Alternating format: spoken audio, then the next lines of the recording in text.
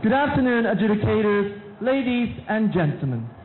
If globalization is the father of global trade, then perhaps it is the mother of drug abuse as well.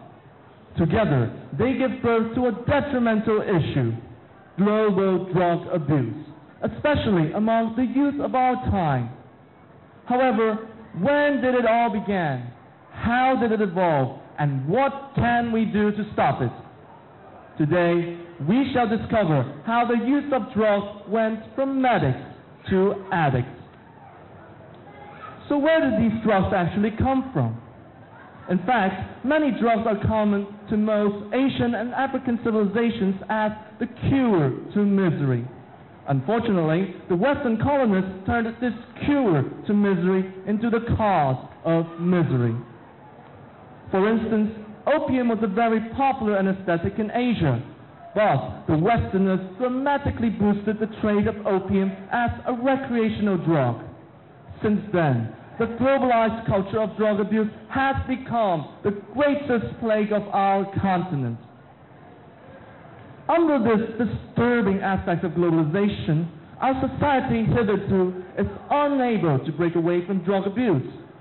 Western drugs such as heroin, ketamine, and methamphetamine have traversed the Pacific to reach Asia, and the greatest victims of all, the youth.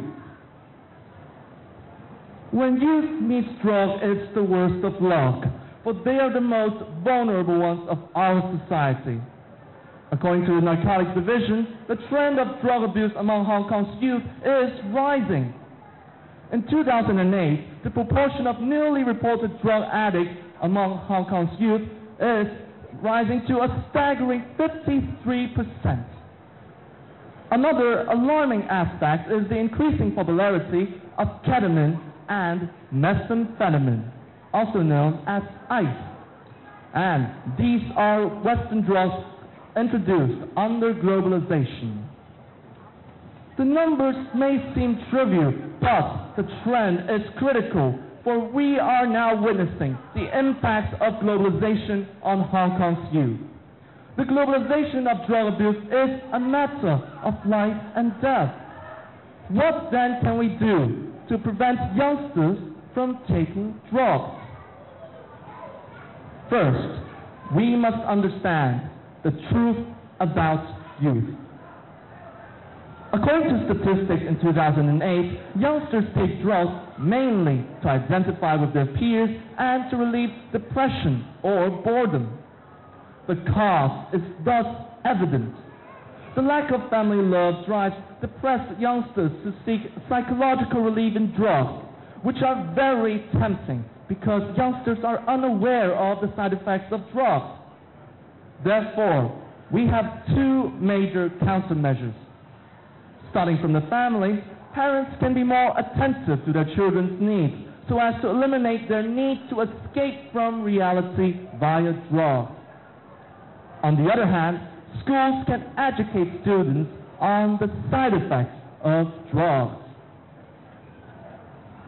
At the same time, by introducing anti-drug student squads in school, drug abuse would be discouraged and a general awareness among students can be aroused. Ladies and gentlemen, globalization, like any other phenomenon, has its drawbacks. Our challenge is to put an end not to globalization itself, but to all the drawbacks caused by globalization.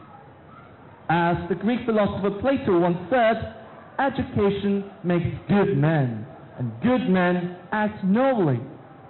The globalization of drug abuse may have occurred, but as long as parents, schools, governments, and nations join hands in education, the youth of today are safe from the dangers of tomorrow.